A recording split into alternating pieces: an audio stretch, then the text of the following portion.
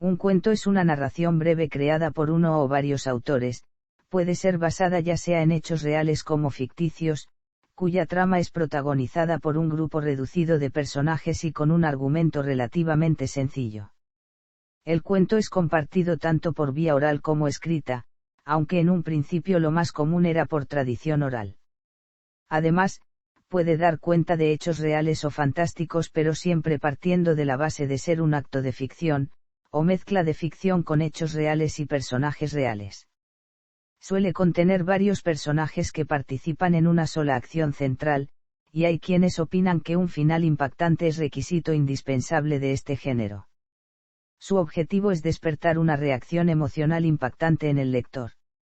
Aunque puede ser escrito en verso, total o parcialmente, de forma general se da en prosa. Se realiza mediante la intervención de un narrador, y con preponderancia de la narración sobre el monólogo, el diálogo, o la descripción.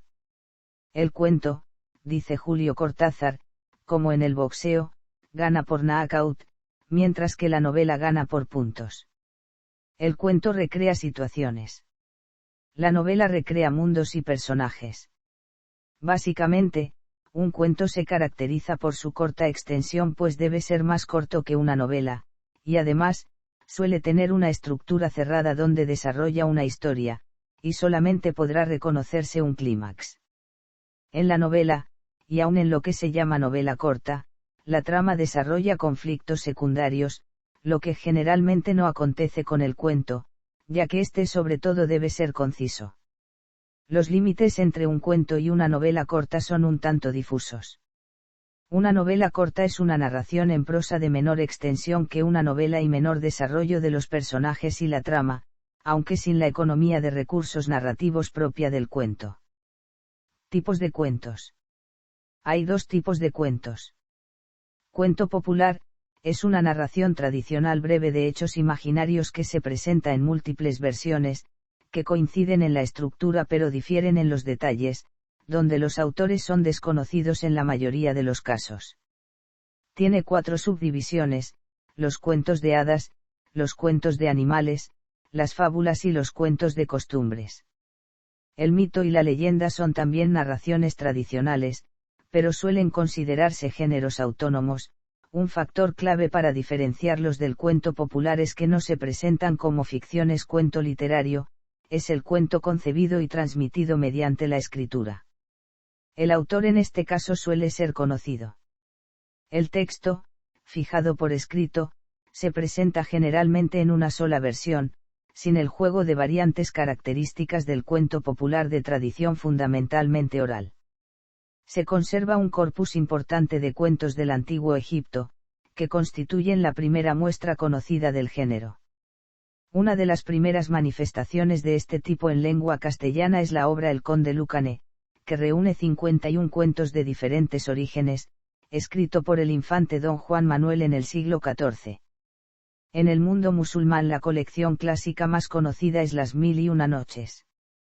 En el Renacimiento, fue Giovanni Boccaccio el autor más influyente con su Decamerón. En los tiempos modernos se consideran autores clásicos de cuentos Edgar Allan Poe, Anton Chejov, Leopoldo Alas y Jorge Luis Borges, entre muchos otros.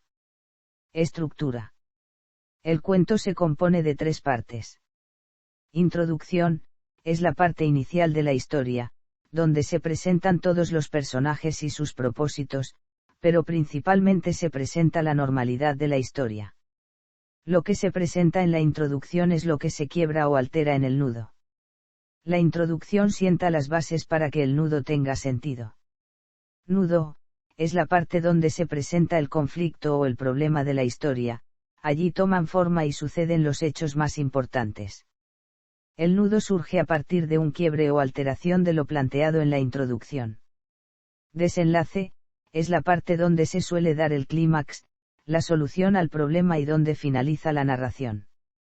Incluso en los textos con final abierto hay un desenlace, e incluso hay casos que dentro del cuento puedes encontrar el clímax relacionado con el final. Características. El cuento presenta varias características que lo diferencian de otros géneros narrativos. Ficción, Aunque puede inspirarse en hechos reales, un cuento debe, para funcionar como tal, recortarse de la realidad. Argumental, el cuento tiene una estructura de hechos entrelazados en un formato de introducción nudo-desenlace.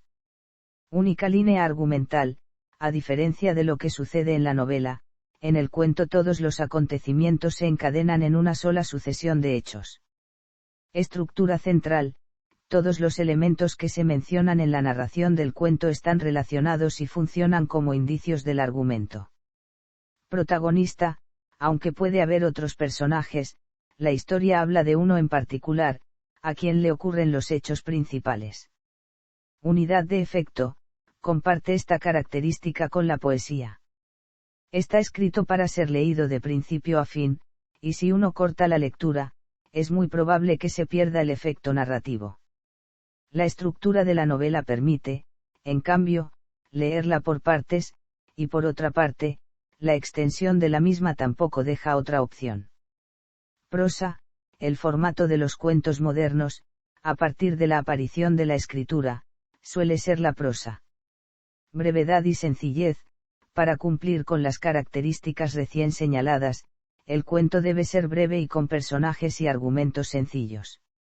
Subgéneros. Algunos de los subgéneros más populares del cuento son: cuento fantástico, cuento de hadas, microrrelato, cuento de ciencia ficción, cuento policíaco, cuento tipo fábula, cuento de terror. Evolución. Los cuentos atravesaron una evolución desde la literatura oral a la escrita. El folclorista Vladimir Prop, en su libro Morfología del cuento maravilloso, desmontó la estructura del cuento oral en unidades estructurales constantes o funciones narrativas, con sus variantes, sistemas, fuentes y asuntos, etc. Además de eso, este autor aventura una posible cronología de este tipo de narraciones, cuya primera etapa estaría integrada por el cuento de inspiración mítico-religiosa, mientras que una segunda etapa constituiría el verdadero desarrollo del cuento. La mayoría de los escritores y de los críticos literarios reconocen tres fases históricas en el género cuento: la fase oral, la primera fase escrita y la segunda fase escrita. Fase oral. La primera fase en surgir fue la oral, la cual no es posible precisar cuándo se inició. Es de presumir que el cuento se desarrolló en una época en la que ni siquiera existía la escritura, así que posiblemente las historias entonces eran narradas oralmente alrededor de fogatas, en tiempos de los pueblos primitivos, generalmente en las tardes y por las noches, al aire libre o en cuevas, para crear cohesión social mediante la narración de los orígenes del pueblo común y sus funciones. Presumiblemente por ello, la suspensión, lo mágico, lo maravilloso y fantástico fue lo que caracterizó a estas primeras creaciones de rango mítico, que pretendían explicar el mundo de una forma primitiva, aún alejada de la razón. Fase escrita. La primera fase escrita probablemente se inició cuando los egipcios elaboraron el llamado libro de lo mágico o textos de las pirámides y el llamado libro de los muertos. De allí pasamos a la Biblia, donde por ejemplo se recoge la historia de Caín y Abel, la que tiene una clásica estructura de cuento. Obviamente tanto en el Antiguo Testamento como en el Nuevo Testamento, hay muchas otras historias con estructura de cuento, como el episodio de José y sus hermanos, así como las historias de Sansón, de Ruth, de Susana, de Judith, de Salomé. A los mencionados obviamente también pueden agregarse las parábolas cristianas, el buen samaritano, el hijo pródigo, la higuera estéril, el sembrador, entre otras. En el siglo VI AC surgieron las obras Ilíada y Odisea, de Homero, así como la literatura hindú con Panchatantra. Pero de un modo general, Luciano de Samosata es considerado el primer gran autor en la historia del cuento, ya que entre otros escribió El cínico y el asno. De la misma época es Lucio Apuleyo, quien por su parte escribió El asno de oro. Otro nombre importante de esa primera época fue Cayo Petronio, autor de Satiricón, libro que continúa siendo reeditado hasta hoy día y que incluye una clase especial de cuentos, los relatos milesios.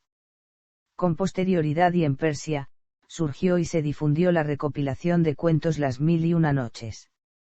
La segunda fase escrita comenzó alrededor del siglo XIV, cuando surgieron las primeras preocupaciones estéticas. Así, Giovanni Boccaccio, inspirándose en el género del novellino, compuso en esos años su Decamerón, que se volvió un clásico impulsando las bases del cuento tal como lo conocemos hoy día, de forma que se puede afirmar sin ambajes que fue el creador de la novela corta europea, al margen de la influencia recibida por escritores posteriores tales como Charles Perrault y Jean de La Fontaine del cuento popular o tradicional como obra literaria. Boccaccio dio una estructura exterior a los relatos, la llamada cornice, una serie de narradores que se reúnen en un lugar para contarse mutuamente cuentos para distraerse, forzados por alguna desgracia exterior que pretenden evitar. Por su parte, Miguel de Cervantes escribió las novelas ejemplares ensayando nuevas fórmulas e intentando separarse del modelo italianizante de los novellieri discípulos de Boccaccio, y Francisco Gómez de Quevedo y Villegas nos trajo Los Sueños, donde, inspirándose en los diálogos de Luciano de Samosata y el género literario del sueño, satirizó a la sociedad de su época.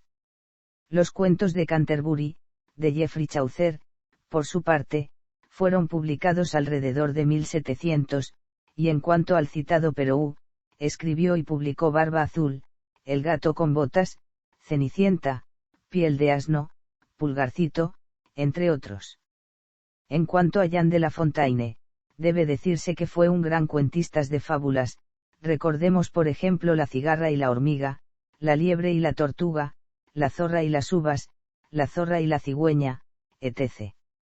En el siglo XVIII el maestro fue Voltaire, quien escribió obras importantes como por ejemplo Zadig y Cándido.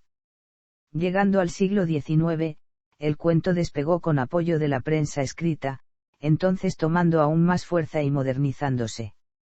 Corresponde señalar que Washington Irving fue el primer cuentista estadounidense de importancia, descollando por sus obras Cuentos de la Alhambra, El jinete sin cabeza, Rip Van Winkle, etc.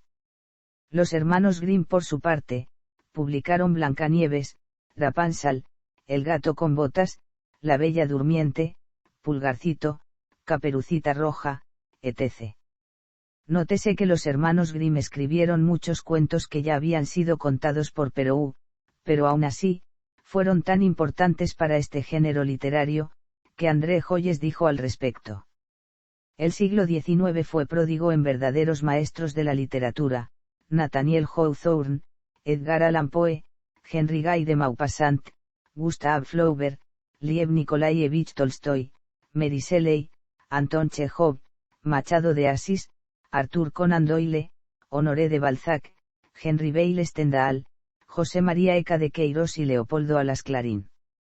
Tampoco podemos dejar de mencionar a Ernst Theodor Amadeus Wilhelm Hoffmann, ni tampoco olvidarnos de escritores como Donatien Alphonse François de Sade, Adalbert von Chamisso, Gerard de Nerval, Nikolai Gogol, Charles Dickens, Iván Turgenev, Robert Louis Stevenson, Rudyard Kipling, entre otros.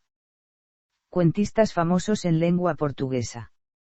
Lendas e narrativas, 1851, es un libro de cuentos de Alexandre Herculano, autor romántico portugués. Eca de Queiroz, en realidad más novelista que cuentista, es bien conocido en Portugal por sus cuentos que fueron publicados en 1902, 2 años después de su fallecimiento. En el siglo XX, Miguel Torga publicó Bichos, 1940, y No hubo uns contos da Montaná, 1944. Destaca también José Cardoso Pires con obras como Jogos de azar, 1963, y A República dos Corvos 1988. Machado de Assis, Aloísio Acevedo, y Artur Acevedo, se destacan en el panorama brasileño del cuento, abriendo espacios para que unos años más tarde se afirmaran cuentistas como Monteiro Lobato, Clarice Lispector, Ruth Rocha, Lima Barreto, Otto Lara Resende, Ligia Fagandas Telles, José J. Veiga, Dalton Trevisan, y Rubén Fonseca. En Mozambique, el cuento es un género próspero, como se puede comprobar por la obra de Mia Couto, y por la antología de Nelson Saute titulada Asmaos dos pretos. Corresponde señalar que la figura del cuentista en lengua portuguesa en realidad se encuentra un poco disminuida en la actualidad, dada la valorización que tiene la novela frente a la prosa corta y a la poesía.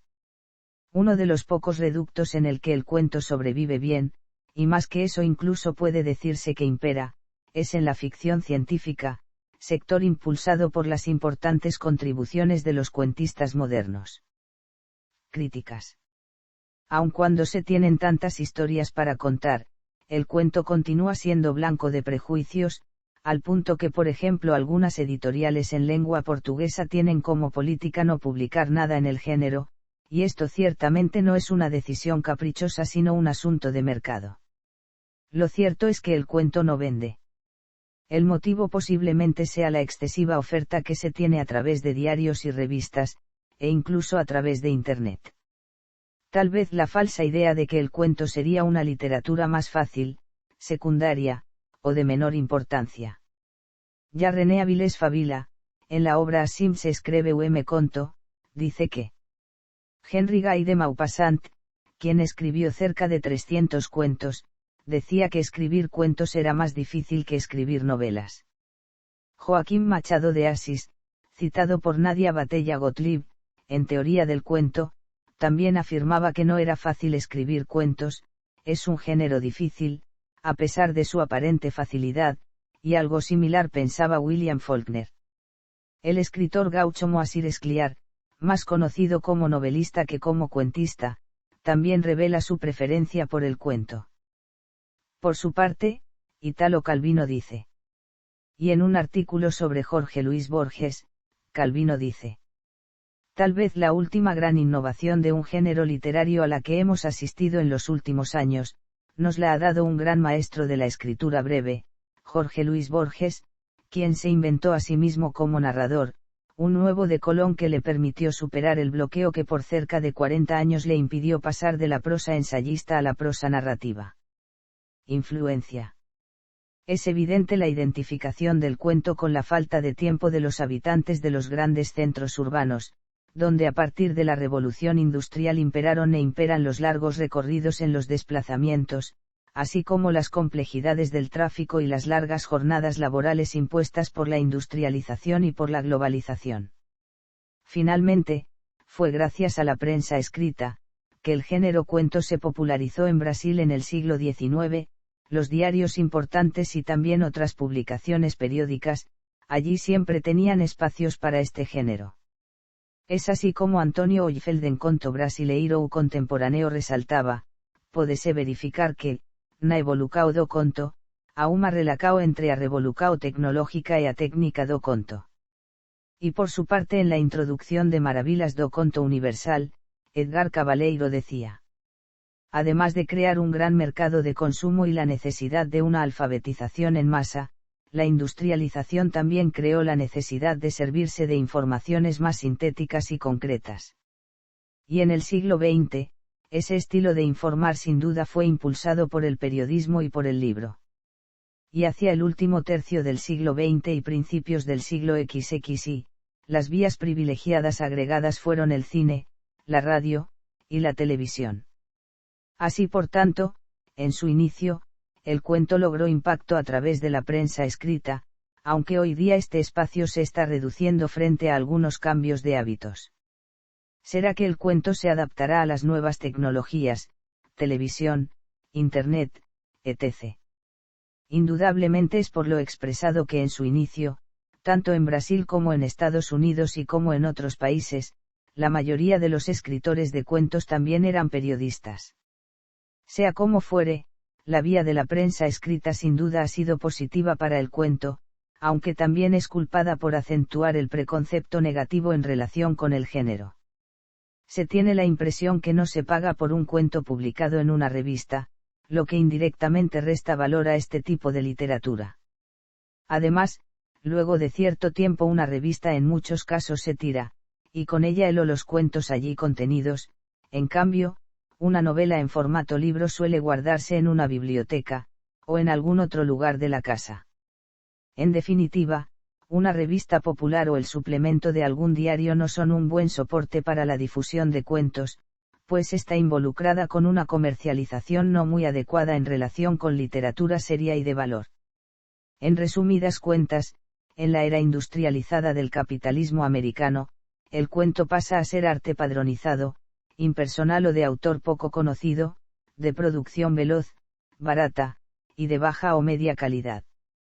Estas preocupaciones y estas reflexiones, a su vez acentúan las diferencias entre el cuento comercial de las publicaciones periódicas, y el cuento literario de las recopilaciones. Por este lado muy posiblemente es que hayan surgido ciertos preconceptos en contra de los cuentos. Esta cuestión fue notada en muchas partes, y también en Brasil, especialmente durante los años 1970. Las influencias en un principio tal vez positivas ejercidas por la prensa escrita, unida a cierta difusión a través de radios y de teleemisoras muy comerciales y con mucha publicidad, impulsaron al género a perder parte de su identidad. En un principio habiendo sido casi todo, el cuento como género pasó a ser casi nada. En la década de 1920 surgen los modernistas, y entonces el cuento pasa a ser esencialmente urbano/suburbano. Los escritores procuraron la renovación de las formas, la ruptura con el lenguaje tradicional, la renovación de los medios de expresión, etc. Se procuró evitar los rebuscamientos con el lenguaje, la narrativa pasó a ser más objetiva, las frases se volvieron más cortas, y la comunicación tendió a ser más breve. En esa misma línea, Poe, que también fue el primer teórico del género, dijo: extensión. Según ciertas definiciones, el cuento no debería ocupar más de 7.500 palabras. Actualmente, se entiende como usual o normal que pueda variar entre un mínimo de 1.000 y un máximo de 20.000 palabras, aunque justo es reconocer que cualquier limitación en cuanto al mínimo o al máximo de palabras de una obra, siempre tiene algo de arbitrario, y que por otra parte, con frecuencia estos límites son ignorados tanto por escritores como por lectores. La novela Vidas secas de Graciliano Ramos, así como también A festa de Iván Angelo y algunas novelas de Bernardo Guimaraes o de Autrán Dourado, bien pueden ser leídas como una serie de cuentos. También ese es el caso de Memorias póstumas de Blas Cubas y de Quincas Bourba, ambas obras de Machado de Asís. Por su parte también corresponde destacar la obra El proceso de Franz Kafka, escrito de hecho constituido por varios cuentos cortos. En sí, esta clase de literatura es llamada novela desmontable, dada precisamente la característica que viene de ser expresada. Asís Brasil va aún más lejos al afirmar que Grande Sertao, Veredas, de Guimaraes Rosa, es un cuento largo, y que por tanto merece ser clasificado como narrativa corta. La citada obra, como sabemos, tiene más de 500 páginas, aunque claro, allí también es posible reconocer características propias del cuento.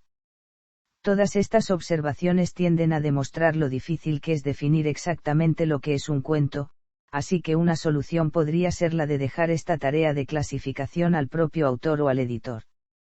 No obstante, las características principales de este género literario han sido bien establecidas, y quien conoce de literatura tiene bien claro lo que es un cuento. En el siglo XX pueden incluirse entre los grandes escritores de cuentos a O. Henry, Anatole France, Virginia Woolf, Catherine Mansfield, Kafka, James Joyce, William Faulkner, Ernest Hemingway, Máximo Gorki, Mario de Andrade, Monteiro Lobato, Aníbal Machado, Alcántara Machado, Guimaraes Rosa, Isaac Bashevis Singer, Nelson Rodríguez, Dalton Trevisan, Rubén Fonseca, Osman Lins, Clarice Lispector, Jorge Luis Borges, y Lima Barreto. Otros nombres importantes del cuento en Brasil son, Julieta Godoy Ladeira, Otto Lara Resende, Manuel Lobato, Sergio Usananna, Moreira Campos, Ricardo Ramos, Edilberto Coutinho, Breno Accioli, Murilo Rubiao, Moacir Escliar, Pericles Preid, Guido Wilma Arsasi, Samuel Rabet, Domingos Pelagrini Yeyar, José J. Veiga, Luis Vilela, Sergio Faraco, Víctor Giudici, Ligia Fagandas Telles, Miguel Sánchez Neto. En Portugal por su parte se destacan, entre otros, Alejandro Herculano y Eca de Queiroz. Para un escritor que hace un cuento, lo que en realidad más le debe importar es cómo cuenta la historia, y no tanto lo que cuenta. Jorge Luis Borges decía que contamos siempre la misma fábula. Sin llegar a tanto, Julio Cortázar decía que no hay ni temas buenos ni temas malos, sino un tratamiento bueno o inadecuado para un determinado tema. Claro que hay que tener cuidado con los excesos de formalismo, para no caer en personajes acartonados ni en esquemas excesivamente rígidos. Cierto escritor pasó buena parte de su vida trabajando en las formas de lograr un estilo literario perfecto, para así impresionar al mundo todo, y cuando finalmente consiguió alcanzarlo, descubrió que nada tenía que decir. La tendencia contemporánea en este inicio del siglo XXI, es a jerarquizar al microcuento, una especie de haiku de cuño narrativo, cuya extensión se define, en la mayoría de las veces, por cierto máximo recomendado para los intercambios de mensajes de texto en la telefonía celular, o por la extensión de un tuit. Además de Twitter, otras redes sociales también han sido medio para la publicación de microcuentos, por fuera de la plataforma tradicional de los libros y de las publicaciones periódicas. El microcuento tal vez más famoso, es uno de Augusto Monterroso, autor guatemalteco, y cuyo título es El dinosaurio. En Brasil, cultivan este subgénero autores tales como Dalton Trevisan, Millor Fernández, Daniel Galera, Samir Mesquita, Iraue. Características básicas de un cuento. Cuando se escribe un cuento, hay que tener muy en cuenta los siguientes aspectos. Forma, expresión o lenguaje utilizando elementos concretos y estructurados. Contenido, se refiere a los personajes, a sus acciones, y a la historia. Hay cuentos como por ejemplo de Joaquín Machado de Assis, de Catherine Mansfield, de José J. Veiga, de Anton Chekhov, de Clarice Lispector, que hasta podría decirse que no se pueden contar pues no hay nada aconteciendo, y entonces a lo sumo, lo único que se podría expresar son descripciones de situaciones y perfiles de personajes. Lo esencial en un cuento está en el aire, en la atmósfera que se vaya creando y transmitiendo al lector, en el modo y el estilo de narrar, en la tensión y el suspense, en la emoción y la conmoción que se logre provocar. En el libro que es la literatura de Jean-Paul Sartre, se expresa claramente que necesidades básicas. El cuento necesita de tensión, de ritmo, de lo imprevisto y de lo sorpresivo dentro de parámetros previstos, y además necesita unidad, continuidad, compactación, conflicto, y división en partes más o menos clara y definida.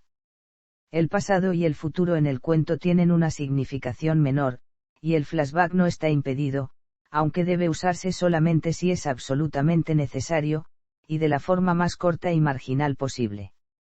Final enigmático. El final enigmático en el cuento prevaleció hasta Henry Guy de Maupassant y por cierto hasta esa época ello era muy importante, pues aportaba un desenlace generalmente sorprendente, cerrando la obra con broche de oro, como entonces solía decirse.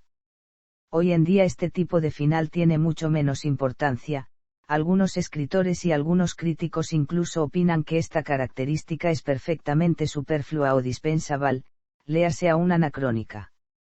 Asimismo, no se puede negar que el final en el cuento mayoritariamente siempre es más cargado de tensión que en la novela o que en el relato, y que un buen final en un cuento es fundamental, y yo diría que o que opera no conto desde o come coe no cao de film, tudo chama, tudo convoca o m final.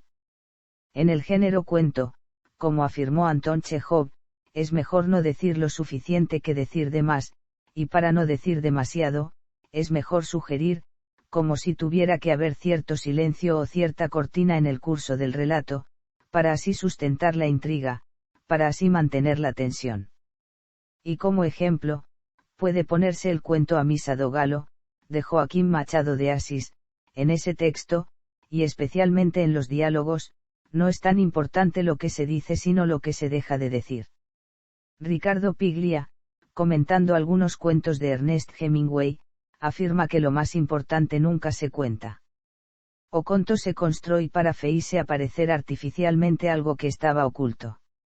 Reproduza busca siempre renovada de una experiencia única que nos permite ver, saaba superficie opaca da vida, una verdad secreta. El citado Piglia decía que había que contar una historia como si se estuviese contando otra, o sea, como si el escritor estuviera narrando una historia visible, pero disfrazando y escondiendo una historia secreta apenas insinuada o sospechada. Narrare como jugar póker.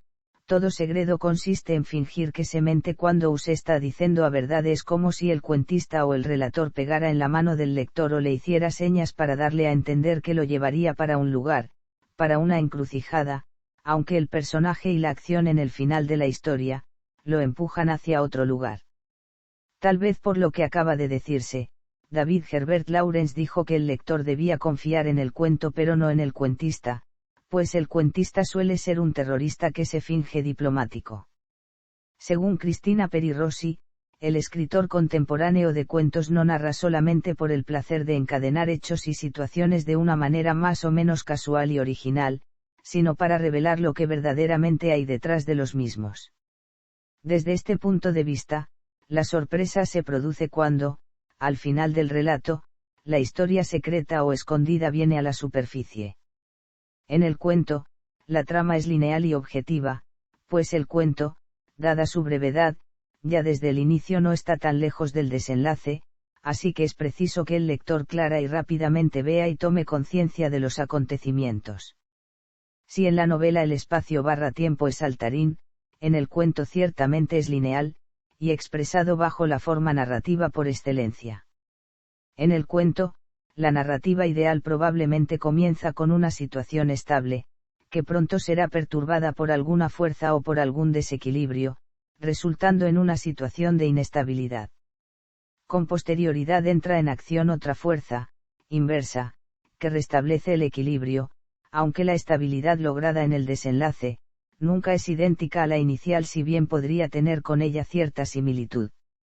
En otras palabras, en general, el cuento se presenta con un orden o un conflicto antes de un desorden y la solución de ese conflicto o frente a la posibilidad de retornar al orden, aunque ahora con pérdidas y ganancias, puesto que ese otro orden difiere del primero. El cuento es un problema y una solución, dice Enrique Anderson Invert. Diálogos.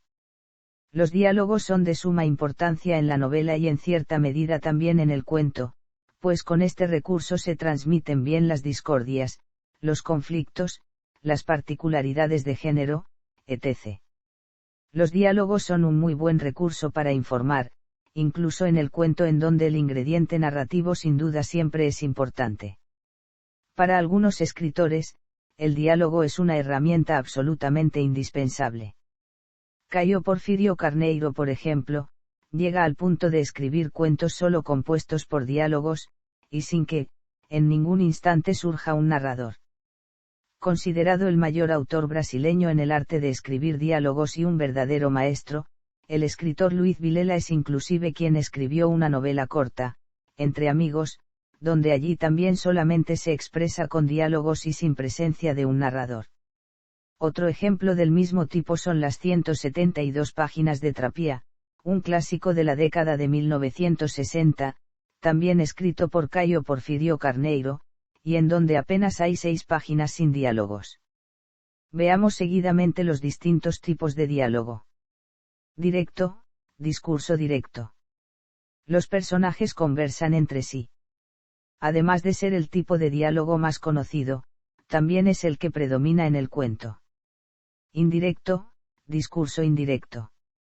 Es cuando el escritor resume el habla del personaje en forma narrativa. O sea, es cuando el personaje cuenta cómo aconteció el diálogo, casi reproduciéndolo. Tanto el diálogo directo como el diálogo indirecto pueden ser observados en el cuento A Misa do Galo, del escritor Machado de Assis. Indirecto libre, discurso indirecto libre. Es una fusión entre autor y personaje, el narrador narra en la forma habitual, pero en un punto de la narrativa surgen diálogos indirectos del personaje, como complementando lo que expresa el narrador. Es interesante analizar el caso de Vidas Secas, donde en ciertos pasajes no se sabe exactamente quién es el que habla, es el narrador o la consciencia de Fabiano. Este tipo de discurso permite exportar o expresar los pensamientos del personaje, sin que el narrador pierda su poder y su condición de mediador. Monólogo interior, es lo que pasa dentro del mundo psíquico del personaje, hablando consigo mismo. Véase por ejemplo algunos pasajes de Peto do Coracao Selvagem, de Clarice Lispector. Corresponde señalar que el libro Acancao dos Lareros, de Eduard Dullarda, es un precursor moderno de este tipo de discurso del personaje. Por su parte, la conocida obra Lazarillo de Tormes, de autor desconocido, también es considerado un precursor de esta clase de discurso. En Ulises, James Joyce radicalizó el monólogo interior. Focos narrativos. Primera persona, el personaje principal cuenta su historia. Este narrador generalmente se limita a saber sobre sí mismo, o sea, se refiere a sus propias vivencias. Esta es una narrativa típica de la novela epistolar. Tercera persona, el desarrollo del texto se hace en tercera persona, y en este caso se puede tener.